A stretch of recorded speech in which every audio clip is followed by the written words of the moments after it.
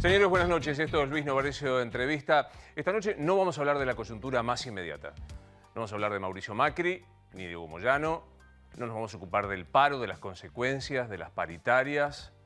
Aunque sí nos vamos a ocupar de algo que tiene que ver con estos días y que me parece que atraviesa la historia constitucional argentina, que es la respuesta de la justicia.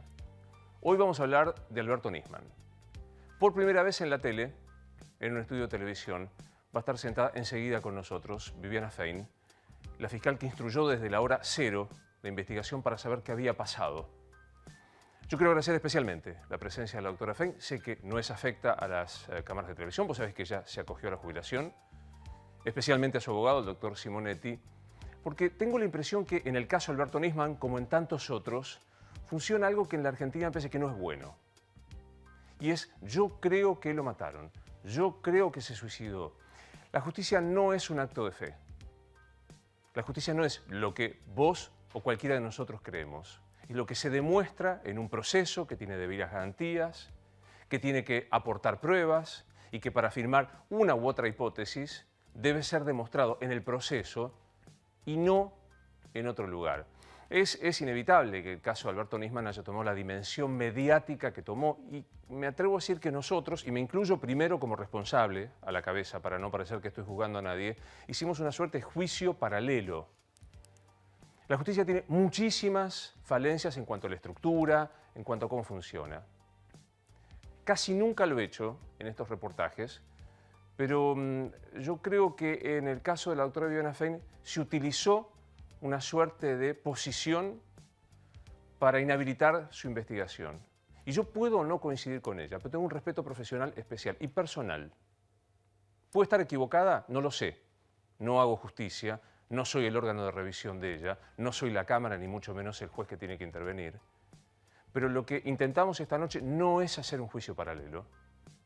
Venimos con las mismas dudas que desde el principio y vamos a hacer preguntas a alguien que fue clave en la investigación, con el fin de que un hecho de tanto impacto público pueda tener, por ejemplo, la voz de una de las protagonistas en la investigación. Voy a recibir a la doctora Viviana Fein. Hola, doctora. Buenas noches. Gracias por estar. No, se lo merece. Por favor. Muchas gracias. Primera vez en la tele, ¿eh? Primera vez, sí, y no estoy acostumbrada Bueno. a todo esto, pero bueno, acá estoy para dar las respuestas. Ante todo, para dar las respuestas ante los interrogantes o preguntas que usted me haga. Ok. Ante lo que yo también quería transmitirle, porque por ahí es bastante extenso dentro del plazo de tiempo que tenemos. Tenemos 50 minutos para charlar, así que... Está bien, pero quiero dar una respuesta a la ciudadanía. Arrancamos A la primero. ciudadanía. Dígame. Más que a los amigos, a los afectos, a las familias, a la ciudadanía, que muchas veces he sido descalificada por algunos sectores de prensa, por opinólogos, de manera muy burda, muy grotesca y muy infundada, directamente infundada. Yo no respondo en el mismo tenor o de la misma manera a nadie. Yo voy a dar hoy las respuestas y respuestas que nunca se habían dado antes. Se han dicho muchas cosas de mi persona que no están acreditadas y que la causa de lo que hablemos hoy va a reflejar lo que es la verdad. Bien. Yo voy a hacerle preguntas lo más legas posible, lo más Está bien, no cómo jurídicas no. posible para... Después de haber investigado, para usted, ¿a Nisman lo mataron o se suicidó? No puedo afirmarlo, pero no puedo afirmarlo por determinadas circunstancias.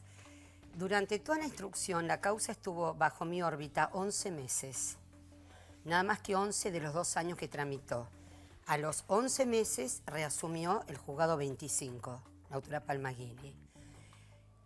Hicimos innumerables medidas de prueba, que podemos luego hablar de ellas, tendientes a demostrar la verdad.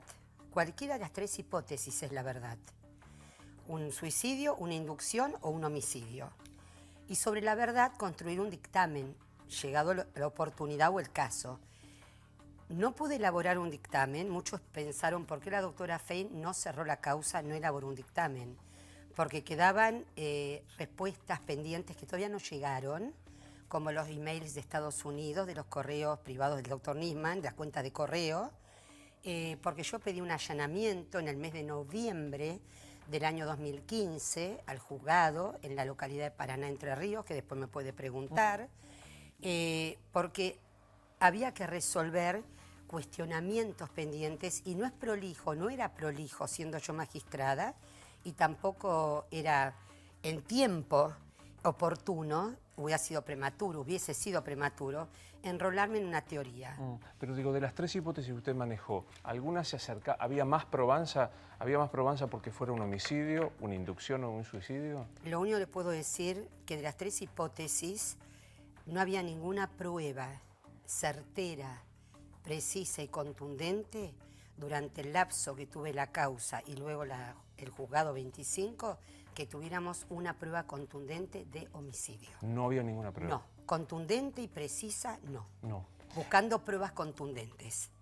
Como para decir, bueno, estamos frente a un homicidio y tenemos. Tampoco puedo decir que no apareciera o que no, con el tiempo no se configurara esa medida. Como le digo, yo de haber tenido los emails de los últimos tiempos del doctor Nisman y de haber podido recopilar su historia informática de vida, de amenazas, no amenazas, con quienes frecuentaba, con quienes se hablaba, quizás hubiésemos podido construir una hipótesis. Yo la última vez creo que hablé con usted fue cuando hice un entrecruzamiento de llamados encomendado a la división fraudes bancarios. La nombro a esta división porque ha sido loable el trabajo, fue muy profundo, con los teléfonos Nextel que teníamos en su oportunidad, de algunos ex agentes de CIDE y otras personas. Ese intercambio de comunicaciones que hubo, interlocutores de ese domingo 18, que no se había dado jamás retrospectivamente, ningún otro día, sí me llamó la atención. O sea, a ver si lo entiendo como usted lo está diciendo. El día que muere Nisman, después discutiremos la fecha. Sí, exacto. Se produce entre varios agentes de la CIDE y otras personas más. Una comunicación que no era habitual. Que no era habitual, que comenzó aproximadamente, no tengo exacto, entre 8 o 9 de la mañana, y culminó alrededor de las 22, 23 horas, cuando toma estado público la noticia del fallecimiento del doctor Nisman, aproximadamente en esa gran franja horaria. ¿Puedo preguntar quiénes eran estos titulares de los Nextel? De los Nextel, bueno, empezamos por el teléfono de radio Nextel del señor Jaime Estiuso.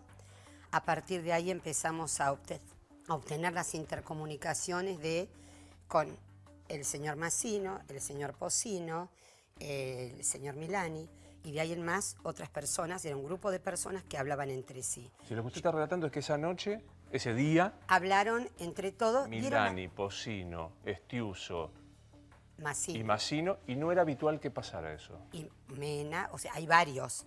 Lo que pasa es que cuando yo los cito, ocurre esto, a prestar declaración testimonial, primero para escuchar los motivos de esa conversación, la relevancia de o la importancia del diálogo que pueden haber mantenido, todos aludieron a un partido de fútbol en ese fin de semana, a situaciones, a la denuncia de Nisman que tanto se hablaba. O sea, fueron referencias muy genéricas. Es difícil, reconozco, poder establecer de ese intercambio telefónico entre tantos interlocutores, determinar realmente qué pudo haber pasado durante todo ese día hacia esa mirada, mirando a esas personas, ¿no? Le pido que hagamos un punto porque es muy interesante. Usted dice, pero voy a ir a los lugares cuando usted toma nota, cuando es llamada, porque estaba de turno, para llegar a la casa, y le planteo cosas que se han dicho públicamente.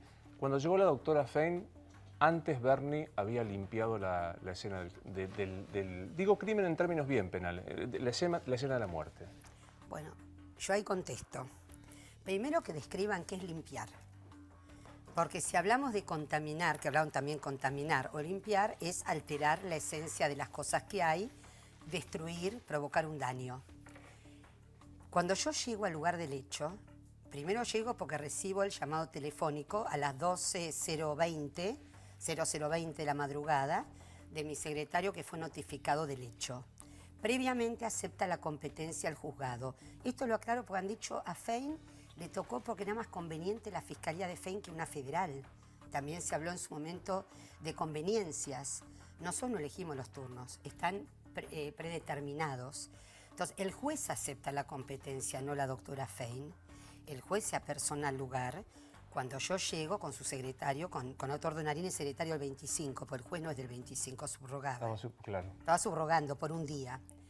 Cuando llega la doctora Fein, en un primer momento no advierto la presencia de Bernie. Me estaban esperando todos en el pasillo de lo que es el ascensor de servicio, en el vestíbulo, en el pasillo común. En ese momento me cuentan que había llegado la unidad criminalística, que estaba la unidad criminalística, y escucho la voz de Bernie.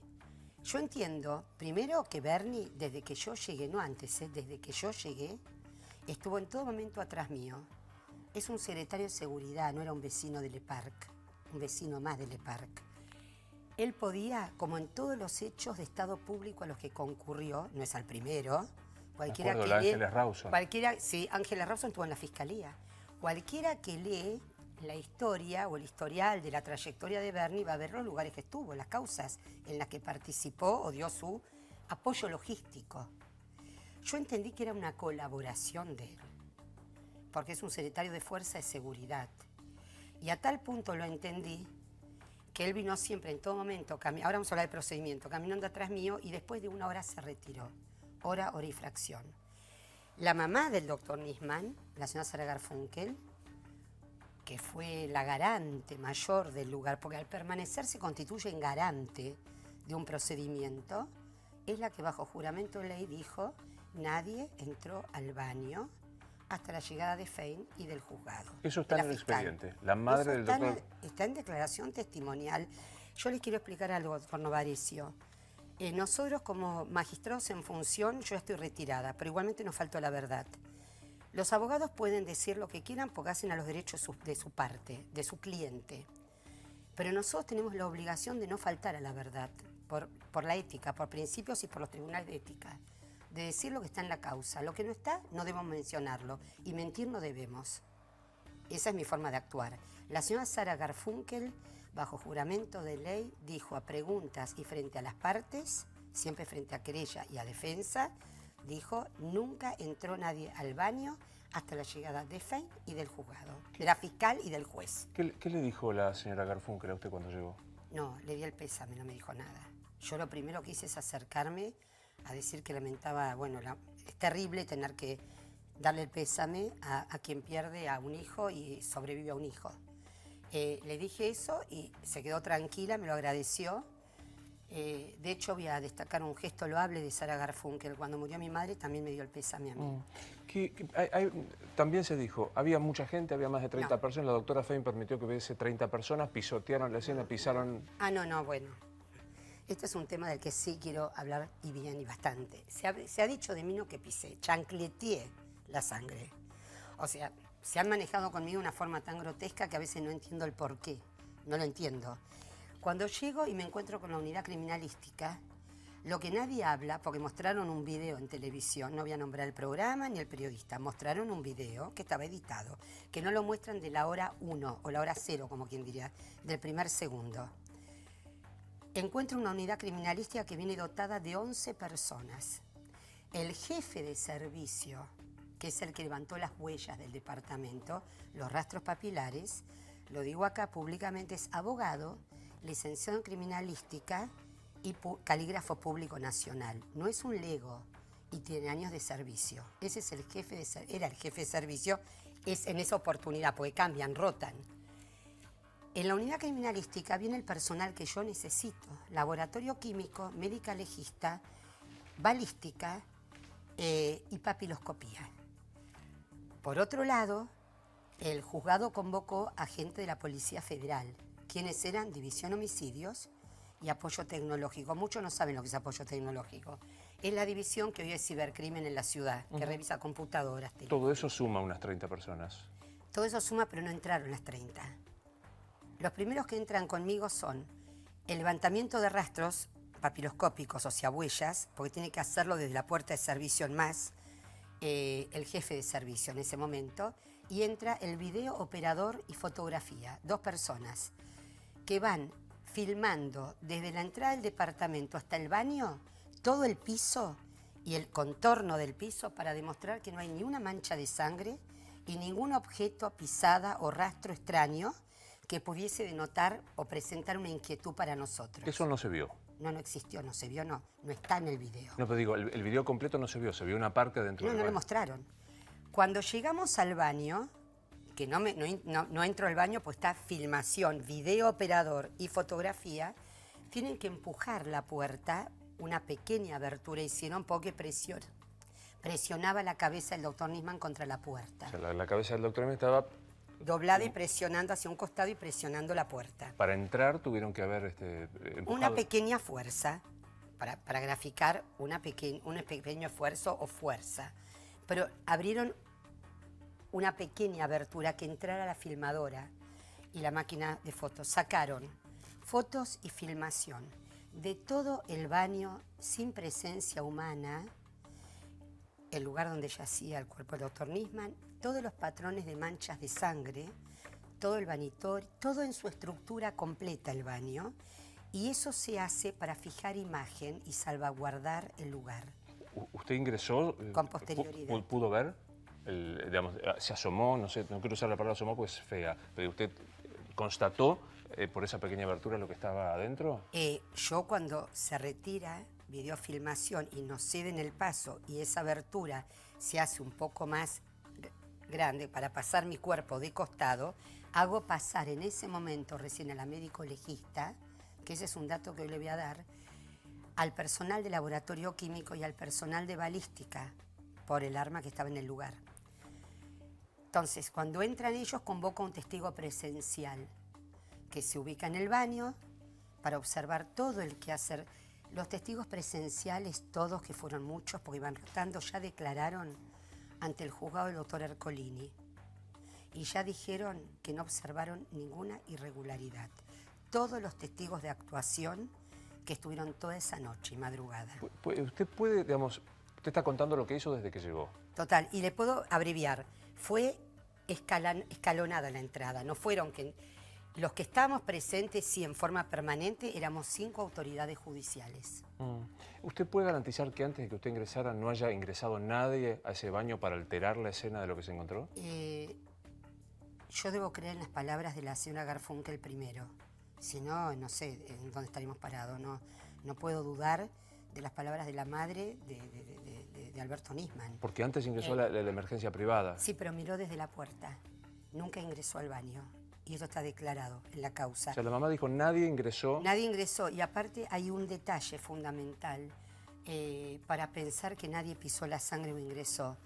El perito de la doctora Arroyo Salgado, el licenciado Salcedo, que es criminalista, que fue el que participó de una pericia criminalística de la cual nadie habla, en su declaración testimonial, por acá tengo la foja, puedo decirla y todo, manifestó que nunca se afectaron los patrones de manchas de sangre. ¿El delegado de parte de la doctora Arroyo Salgado? Sí, perito de parte criminalista. O sea, el perito de parte dijo, acá no veo nada alterado. No se afectaron los patrones de manchas de sangre.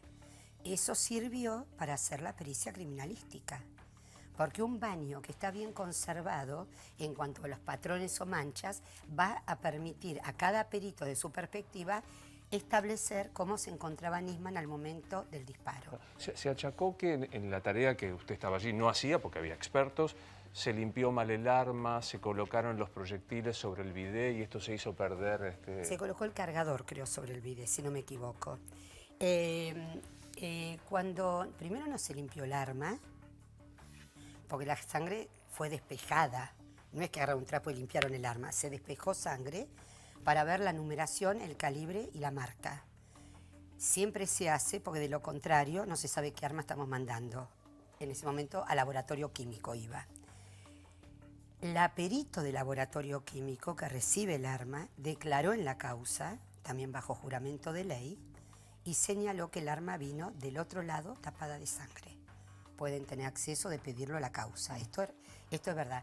Y por otro lado yo me pregunto, si un perito tomó como se visualizó en las imágenes, papel higiénico, despejó la sangre, el perito conoce su arte, su expertise. O sea, yo, con todo respeto lo digo, yo era fiscal, digo soy, a veces me queda todavía. Yo era fiscal, conocía mis obligaciones, que eran ver la colección de las pruebas, ver el comportamiento y el quehacer de los peritos, pero yo no le puedo dar una clase a un perito. Son nuestros auxiliares. Primero, que no manipulo armas. Segundo, que no tengo por qué manipular armas. Mi profesión como magistrada no me lo exigía y debo confiar en ellos. Hablamos de gente de años de servicio. Imagínese, doctor, en las muertes que no va el fiscal y el juez, porque a muchas no van. Claro. Entonces nada sirve. Imagínese, doctor, y le hago esta pregunta, si la doctora Fey no hubiese entrado al baño, podía quedarme afuera. Nada me obliga a estar dentro del baño, había un testigo.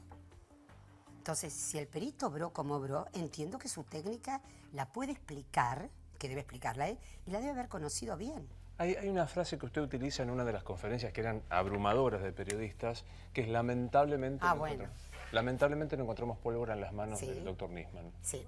Voy a aclarar dos cosas acá, voy a decir. Primero, yo no estaba acostumbrada a ningún micrófono en mi vida, porque la causa Nisman y el Estado público y mi persona en la calle Tucumán, donde era mi fiscalía, con todas las cámaras sobre a mí y las luces, no era común en mí poder mantener un diálogo fluido o ameno, sabiendo la presión mediática hablo. Lamentablemente no se encontraron residuos o fulminantes, fue porque cuando se hizo el primer barrido electrónico en La Plata, no en Salta, del cual podemos hablar ahora, que se ha mentido, por las partes han mentido con respecto al de Salta, han faltado a la verdad en los medios de prensa. Cuando La Plata dijo que no había fulminante, no se encontró, yo quise que se interpretara que si hubiésemos encontrado fulminante de las tres características que se requiere la mano de Nisman, era categórico que Nisman hubiera empuñado el arma. Se hubiera suicidado. Empuñó el arma, obligado, no obligado, después se hubiese estudiado. Pero de alguna manera decir, usó el arma, la empuñó. La querella de la doctora Arroyo Salgado dice que después en Salta se demostró claramente que se no, se faltó a la verdad totalmente. ¿No dijo la verdad la querella? No dijo la verdad en tres cosas. Y le agradezco este espacio porque me da la oportunidad de que la gente sepa quién soy yo. Primero, no sabían que se filmó el baño antes de mi entrada al baño. Han dicho de todo de mí. Segundo, la doctora Arroyo Salgado dijo que no tuvo oportunidad de participar de la autopsia con sus peritos de parte. Y se compara siempre esa situación con causas recientes. Todos tuvieron perito de parte. Por ejemplo, Maldonado, la doctora, la periodista de hace poco que falleció. La situación fue totalmente diferente. Primero, que yo no conocía la existencia de la doctora Arroyo Salgado, la cual no sabía que ni siquiera estaba en la Argentina. Nisman vivía solo.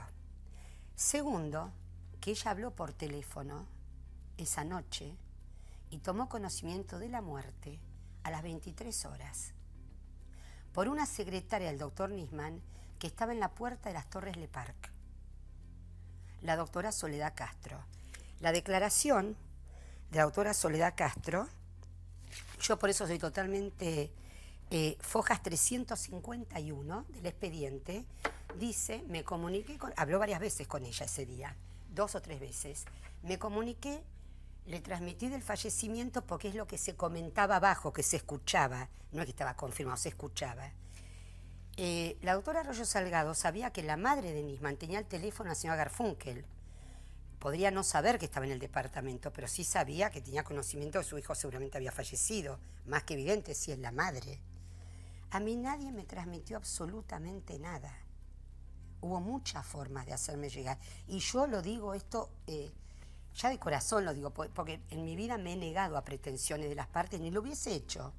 De muy buena manera, de muy buena gana, hubiese preferido esa inquietud, porque con sus peritos de parte, viendo la autopsia y participando, la cual no fue hecha por un médico forense, un abductor solo, estuvo supervisada por 2 personas la autopsia. ¿Usted dice que nunca pidió la doctora Arroyo Salgado participar de esa autopsia? Nunca me lo transmitió absolutamente nadie, por lo tanto no sé si lo pidió. Entonces nunca me lo transmitió nadie. Porque si usted pide que alguien le diga, no, desmintieron eso. Ella afirmó que no pudo participar. No, nunca transmitió que quiso participar. Y le voy a contar algo que quizás clarifique más el panorama. Me presenta un escrito en la Fiscalía 45, la pareja de la doctora Arroyo, desde entonces la pareja, 10:15 de la mañana el cargo de recibido, donde dice que quiere participar de la autopsia. La autopsia termina 10 de la mañana. Mantengo luego contacto con ella cuando llego al país ella y me pide que no entregue el cuerpo, por lo tanto le digo perfecto, consulte a sus médicos, a sus peritos de parte, a sus médicos de confianza, conservamos el cuerpo debidamente preservado en la morgue para una nueva autopsia, una revisión o una segunda autopsia. El cuerpo se retuvo en la morgue del día 19 de enero al 27 de enero. La entrega fue el 27 de enero. La doctora Arroyo Salgado me presenta un escrito en la Fiscalía donde ella me pone, fojas 911, que el tiempo transcurrido desde el momento en que se realizó la autopsia impide que aquellas inconsistencias que han sido advertidas en los exámenes forenses puedan ser despejadas mediante una nueva revisión. Nunca me dijo cuáles fueron las inconsistencias. Pero lo que a mí me llama la atención, y yo no imputo nada, me llama la atención, esto es lo que leo está en la causa, porque nunca supe cuáles fueron. Si un cuerpo se conserva una semana en la morgue en las mejores condiciones, el cuerpo iba a permanecer incólume, intacto, para poder hacerse una nueva autopsia. Eso lo sabemos todos los que estuvimos en la justicia muchos años. Ella, no obstante, toda esta situación se vale de esa autopsia, de la filmación que hicimos esa noche, de las fotografías, el baño libre de personal, digo, el baño vacío, para presentar su informe privado el día 4 de marzo, donde yo me sorprendo, me lo presenta en la Fiscalía, pero previamente lo anuncia públicamente en San Isidro, donde ella dice data de muerte 36 horas, sábado 8 de la noche. Habría ocurrido. Luego ese dato fue rectificado en la Junta Médica. Yo intento, porque me parece que lo que hay que tratar es saber qué pasó con Nisman, pero no puedo dejar de hacer esta pregunta. ¿Mintió la doctora Rosa Salgado? En cuanto a Salta, que ahora lo voy a leer, sí. En cuanto a que no pudo hacer la autopsia, no se le permitió, no pudo, o no permitimos, no quisimos, mintió. Estoy explicando que nunca me transmitieron la inquietud nadie. Y me presenta un escrito de inconsistencias. ¿Por qué nunca lo citó a Diego Lagomarsino, doctora? ¿Quién, yo? Sí. Yo lo cité a prestar una declaración testimonial por la aportación, por la facilitación del arma. Y le voy a decir algo, quizás que nadie lo sepa. A los 3 días de iniciado la instrucción, el sumario, le pido a la jueza Palmaguini la prohibición de salida del país del señor Lagomarsino por el presunto futuro rol procesal que pudiese tener. Eso está fundamentado y escrito en la causa. No es que se dispuso la prohibición ahora en federal. Se pidió a los 3 días de iniciar la causa por mí. ¿Por qué yo no podía avanzar con el señor Lagomarsino? Porque no podía encontrar pruebas que lo comprometieran más allá de la facilitación del arma. Y esto lo voy a dejar muy en claro porque los querellantes tampoco nunca pidieron la indagatoria de él, pudiendo hacerlo. Digamos nombre apellido para Arroyo Salgado nunca pidió la indagatoria en aquel momento. No, ni tampoco el doctor, porque en la última etapa que me tocó intervenir y luego con la doctora Palmaguini, en el juzgado hubo 2 representantes, de Sara Garfunkel y de las hijas de Arroyo Salgado, que eran 2 estudios jurídicos. Ninguno de los 2 estudios jurídicos pidieron jamás el pedido de indagatoria a Lagomarsino, encontrando una mínima prueba cierta y contundente que lo vinculara a un resultado gravoso, es decir, a un homicidio. A un homicidio. Se lo voy a preguntar torpemente, de lo que usted pudo ver en el expediente, de las pruebas que recibió. ¿Lagomarsino es un perejil o es alguien que puede estar involucrado en la muerte? Yo no tengo ninguna prueba contundente de que lo pueda yo, durante mi función, no puedo hablar hoy, yo hablo hasta que yo permanecí en la Fiscalía 45 y hasta donde yo tuve contacto con la causa.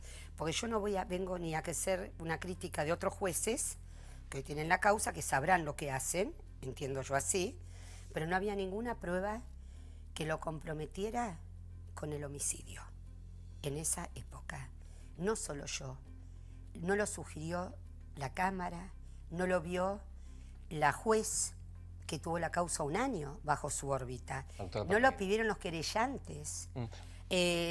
Para muchos puede resultar inverosímil pensar, durante la instrucción nuestra, que Lagomarsino fue un simple facilitador de un arma. Y yo me pregunto entonces, ¿por qué en el fuero federal reciben nuestra causa, porque vino del fuero ordinario, y tuvieron que esperar la pericia de gendarmería para indagarlo. No quiero dejarlo pasar porque usted acaba de tener una frase que seguramente mañana va a tener mucha repercusión, que dijo: no tuve ninguna prueba de Lagomarsino para probar que participó del homicidio. Porque no había ninguna prueba de homicidio. Durante la instrucción nuestra, no teníamos ni una mínima prueba que nos pudiera estar frente a un homicidio. A ver si se lo pregunto llanamente. ¿Lagomarsino pudo haberlo matado a Nisman? No lo puedo responder. Pero para poder responsabilizar a una persona de un delito tan grave, me parece que hay que tener pruebas ciertas, precisas y contundentes. Esta es mi respuesta. No lo puedo asegurar porque yo no estoy adentro de la cabeza de Lagomarsino y él tiene su defensa técnica, que bien debe saber lo que ocurrió y bien debe saber cómo encauzar la defensa. Pero no hay ninguna prueba, para nosotros no la hubo, para comprometerlo con la muerte. Quiero hablar un poco, usted ha hablado de lo de Salta y demás, pero se lo voy a preguntar también no jurídicamente. Sí. Yo tengo la impresión que usted cree que alguien lo hizo suicidar a Nisman. Mire, el paraguas, o sea, yo siempre hablé de tres posibilidades y nunca direccioné la investigación por no descartar ninguna, pero ninguna, desde que alguien lo pudo obligar hasta que él pudo hacerlo libremente o que alguien pudo matarlo, vulgarmente dicho. Las hipótesis estaban para analizar las tres. Por eso, cuando yo hago las pericias, dispongo la Junta Médica, dispongo la pericia criminalística, dispongo a fraudes bancarios, los cruces de llamados. Nadie habla de las pruebas que hicimos, que ni se comentaron nunca. Hicimos un relevamiento del complejo Le Parc con una división operativa muy específica, que nadie la conoce, tiene siglas DOTE se llama, de cámaras, puntos ciegos, cercos perimetrales. Hicimos un relevamiento de las cámaras de ingreso y egreso de pasajeros. ¿Pero no era que no funcionaban? Sí, casi la mitad funcionaba. La cámara del ascensor de servicio, registró todos los movimientos de toda la gente que fue a la casa de Nisman. Inclusive el sábado. Se ve cuando el custodio Benítez entra al departamento. Se ve incluso el día domingo cuando arrojan el diario, a las 9 de la mañana. El ayudante del diariero, lo que fuere, se ve, o sea, la cámara, el ascensor principal nunca tuvo cámaras. No estaba dotada de cámara. El ascensor de servicio permanentemente funcionó. O sea, vimos todos los movimientos de la gente que entraba y salía, inclusive el custodio Durán cuando recibe un sobre, Néstor Durán, para llevar a Totti, al periodista y se lo veta y se sabe también que a la noche habló con él. Está registrado el llamado. En esta investigación, si hubiese habido algún tipo de cuestionamiento o irregularidad o anomalía, busquemos la forma que nos guste, no me hubiese apoyado mi superior jerárquico, el doctor Ricardo Sáenz, y esto lo digo públicamente, porque en la Cámara del Crimen, en un incidente que tramitó y en una resolución del 1 de septiembre del año 1/9/2015, cuando le piden la palabra a él para ver si tenía que reasumir Palmagini o quedaba todavía bajo mi órbita, los querellantes querían sacarme la causa y planteaban la recusación, plantearon la recusación, no lo lograron, luego también que reasuma la doctora Palmagini. Sáenz concluyó su dictamen diciendo que ningún agravio ocasionaba que la investigación estuviera a cargo de la doctora Fein, dado que no compartía los criterios efectuados por la querella sobre su actuación en el legajo, y terminó diciendo que no cuestionó el trámite en manos de Fein. ¿Por qué cree que la querían sacar? Porque yo soy imparcial, soy transparente, y esto lo digo, no es narcisismo, lo digo por mi larga carrera y porque hago todas las medidas, no me condiciono a nadie ni a nada y busco únicamente la verdad, cualquiera fuese esa verdad, únicamente, con todo respeto, una vez dije en los micrófonos, y creo que no sé si lo tomaron a bien o mal, no me preocupa. Yo dije, para mí el resultado de que se suicidara, lo indígena o lo mataran es lo mismo. Pero lo dije desde el punto de vista jurídico. Yo no conocía al doctor Nisman, nunca lo había tratado ni a su familia. Había que estar ese día en el lugar exacto y a esa hora, donde yo estuve acompañada por 4 autoridades judiciales que vieron todo, y todos trabajaron encomiablemente, y hablo de los peritos, no salgo a defenderlos, vengo a hablar de una labor que había que hacer, y donde el doctor Nisman ha retirado el cuerpo a las 5 de la mañana, y recién ahí entra a prefectura, no antes. Doctora, ¿por qué la pericia ahora de Gendarmería asegura que fue asesinado? Habla de terceras personas, que el cuerpo se movió. No, mire, lo de que el cuerpo se movió, a mí me gustaría que eso lo conteste, que sería importante. Algún médico forense, ojalá lo haga, sobre un cuerpo que tenía una rigidez cadavérica, y esto lo digo porque participé de una junta médica donde los mejores médicos, tanatólogos, estaban ahí, y donde el libro de uno de ellos, Tresa, el doctor Tresa, se invoca para establecer la data de muerte en casi todas las autopsias. Es un libro de referencia y de aplicación permanente. La rigidez cadavérica, y esto hay algo muy importante, la médico legista que examina al doctor Nisman, a Fojas 41, digo las Fojas, dice que la data de muerte del doctor Nisman es de 12 a 15 horas. Eran las 2 de la mañana. Mirando para atrás, se habría ocasionado la muerte a las 10 de la mañana, 11 del día domingo. O sea, estamos hablando de lunes a la madrugada. Los médicos forenses coinciden y no trabajaron juntos. Unos trabajaron el cuerpo a través de la junta y con la película de la autopsia, más todos los estudios histopatológicos, toxicológicos, todo, y dijeron 24 horas de data de muerte, desde la autopsia, 8 o 9 de la mañana del domingo. Del domingo. Coincidirían ambos. ¿Por qué de golpe Gendarmería usa una fórmula, y esto sí lo voy a decir, para establecer la data de muerte? Se llama potasio en humor vitrio. Es un tema o es un aspecto médico que fue descartado en la Junta Médica. ¿Por qué? ¿Por qué? Porque los peritos de parte, la Junta también lo dijo, los peritos de parte, la doctora Arroyo Salgado, de ella, doctores Raffo y Ravioli, dijeron, como el potasio en humor vitrio, de acuerdo a la escuela o a la teoría que se use, que tiene muchas teorías de aplicación, puede dar resultados dispersos de tan largo alcance unos de otros, desde 15 horas a 50. Si yo uso la teoría A me va a dar 15. Si uso la escuelita 5, por decirlo vulgarmente, Sí. me puede llegar a dar 50 horas de data de muerte. Al ser poco racional, el método no corresponde tenerlo en cuenta. Las palabras que ellos usaron... ¿Esto lo dice la propia querella del doctor Arroyo Salgado? Sí, le voy a decir la foja, porque no me gusta... No me gusta, acá está, 4.794 del expediente. Pero públicamente no dice eso. ¿Eh? Públicamente no dicen eso. Le estoy dando la foja, 4.794, y transcribí, yo sé que esto no le va a gustar a mucha gente, acá está lo del CIF que usted quería saber, doctor, y transcribí... El CIF es alta. Sí, totalmente, y transcribí los que ellos dijeron del método que no se podía utilizar, porque también es mucho lo que hay, por la dispersión que daba en cuanto a horario. Pero creo lo que usted me está diciendo. Y la foja. Lo pueden chequear con la foja. Se puede buscar. ¿La apretó el kirchnerismo para que...? Vamos a hablar. Es algo que a mí a veces me sorprende. A mí me sorprende. Cómo los medios de prensa...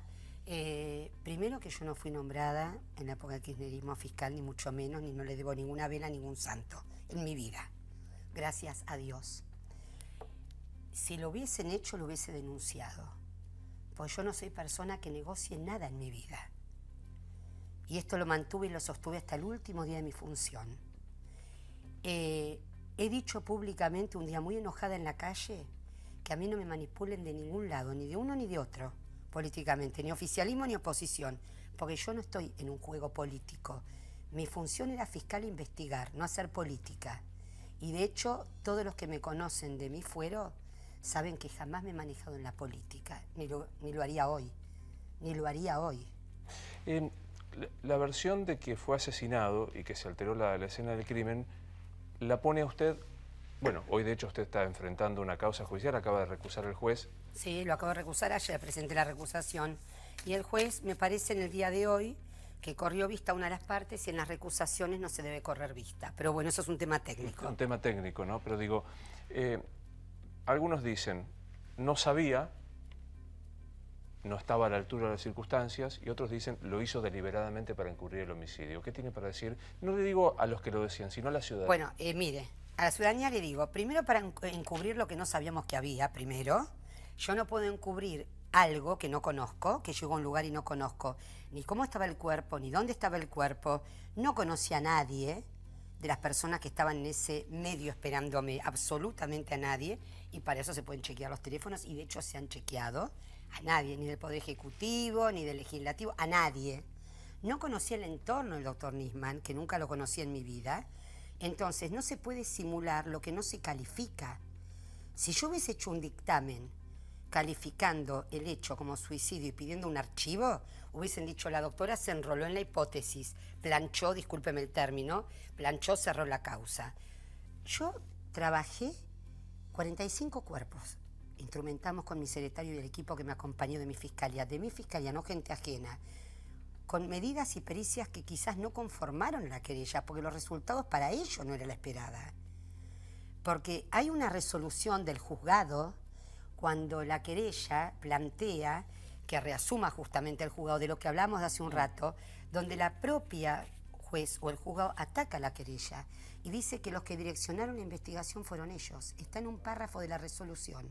Doctor, no quiero dejar de preguntar... No, pero yo quiero decirle a la sociedad que se ha mentido, se ha ensuciado mi persona de una forma totalmente gratuita, porque la imputación que a mí me hacen, y hablando de eso a la sociedad, donde se ha dicho, por ejemplo, que el decir por el micrófono que la autopsia informa que el doctor Nisman tenía un autodisparo y que presentaba un espasmo cadavérico. ¿Sabe qué es? Que yo transmití, que está a Fojas 95, transmití el informe de adelanto de autopsia que me informó el doctor Treza. Yo tengo la obligación de leer palabra por palabra de un adelanto de autopsia lo que me transmite un médico forense. No puedo inventarlo. Está claro. No quiero dejar de preguntarle, dice la querella, la querella, cuando digo querella, la doctora Rosa Salgado, dice que las computadoras se accionaron remotamente o en la casa de Nisman. Bueno, está el informe de cibercrimen, que fue el informe que se hizo sobre todo el material informático, teléfono, celular, computadora y los 2 chips, el celular de Nisman, donde se concluyó diciendo, y lo firmaron los peritos informáticos, Pressman y Torok, de ambas partes, defensa y querella. 2 peritos informáticos hubo, de los 2 muy capacitados. No se va a poder nunca establecer si el borrado fue remoto o local. Nunca. No se podrá establecer. No hay capacidad técnica para hacerlo. No hay forma de establecerlo. ¿Y esto está aceptado por la doctora Arroyo? Lo firmó el perito de ella, el ingeniero Pressman, doy nombre y apellido. Y aparte hay algo muy importante, en un programa de televisión llegaron a decir que se colocaron 3 pendrive, 2007, en la computadora de Nisman, lo cual podría denotar que habría un ajeno al departamento manipulando la computadora. La misma pericia, el mismo organismo, cibercrimen, determinó que eso se debió a un error, a un problema del programa Windows, que no fue producto del obrar humano. ¿No le llamó la atención no encontrar huellas digitales en el departamento? Se encontraron 16. Se encontraron 16. Después acá está lo del CIF que quedó, ¿eh? Sí, lo de la... Sí, que es lo más grave que han faltado a la verdad. Yo no digo mentir, faltar a la verdad. El jefe de servicio levantó 16 huellas, rastros papilares, por eso el departamento quedó como quedó, con el polvillo en todos lados, se ve en el video. El dueño, cuando observó eso, se dio cuenta de todo el trabajo de rastros que se hizo, de los cuales 5 eran aptos. para el cotejo. 11 no eran aptos. Claro, porque hay que tener una cantidad de 12 puntos característicos debe tener cada impronta para estar cerrada y completa. 12 puntos característicos. Y nitidez. Puede ser que se tengan los puntos, pero no la nitidez. ¿Y de los 16 de quiénes eran? 2 correspondieron a Alberto Natalio Nisman. Los otros 3 de esos 5 que servían, hablamos de los 5 que servían, los otros 3 fueron cotejados con el legajo de Sara Garfunkel, con el legajo de Diego Lagomarcino, con el legajo de Gladys Gallardo, la empleada doméstica, espero no olvidarme de nadie, y después se cotejaron con el AFIS, que es el sistema computarizado de huellas de rastros papilares. Negativo. A nadie, negativo. Y los 11 restantes que se levantaron, por la falta de nitidez y por la falta de completud, o sea, no estaban totalmente cerrados, no pudieron ser objetos de cotejo. Nos queda no mucho tiempo, pero quiero dejar primero hablar del tema de Salta, que la primera pericia aquí dijo no hay restos ni de antimonio ni de... Borio y plomo. Y plomo. Salta dice sí los encontramos. No, Salta dice el 10 de febrero, lo voy a hacer muy breve, 10 de febrero primera pericia con los 2 frasquitos, fueron diferentes las pericias. Se llevaron 2 frasquitos con lo que se levantó, las muestras levantadas de las manos del doctor Nisman.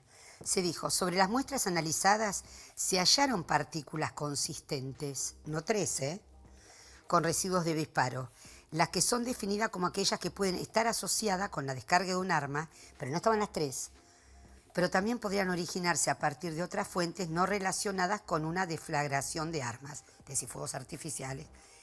Pero aclara, ahí viene, cuando se conceptúa que no se hallaron partículas de residuos de disparo, no se está afirmando que la persona muestreada, es decir, Nisman, no ha disparado un arma de fuego, ya que la ausencia de dichas partículas pudo deberse a factores como que la sangre los hubiera borrado, lavado de manos, frotado de manos, fichaje, factores ambientales, sudoración, o ha transcurrido mucho tiempo entre el disparo y la toma de la muestra. Eso lo dice el CIF de Salta. Y es categórico, no obstante, pudo haberla disparado. Y la última pericia, que es la categórica, que se apoyan en esa las querellas, que dicen que los 3 disparos en 3 habitáculos diferentes se disparó el arma. Yo le pregunté a Salta, 2 semanas antes, cualquiera fuese el resultado que se obtenga del disparo, del arma, de la pistola 22, calibre 22, ¿se puede recrear la escena? Porque una cosa es disparar en un gabinete, y otra cosa es la escena que yo me encontré. Colocan, contestan, no colocan. El estudio por sí solo no arrojará certezas, sino que generará un marco teórico de referencia que permite analizar posibilidades. No se puede determinar a circunstancias ligado al caso. Y ahora viene lo más importante que nunca lo dijeron. Corresponde a un estudio técnico que, si bien da un marco de referencia, no permitirá recrear de manera alguna el escenario compuesto en el momento de ocurrido el hecho. Doctora, estas son las respuestas de Salta. ¿Quiere decirle algo a la doctora Arroyo Salgado? Yo la respeto porque ella es una magistrada y yo he sido magistrada. Ella notó en las 2 veces que estuvo en mi fiscalía durante largas horas y en las pretensiones que siempre tuvo en cuanto a las medidas de prueba, que siempre otorgué tiempos, paciencia y compartí el dolor de la pérdida de las hijas, del padre que perdieron.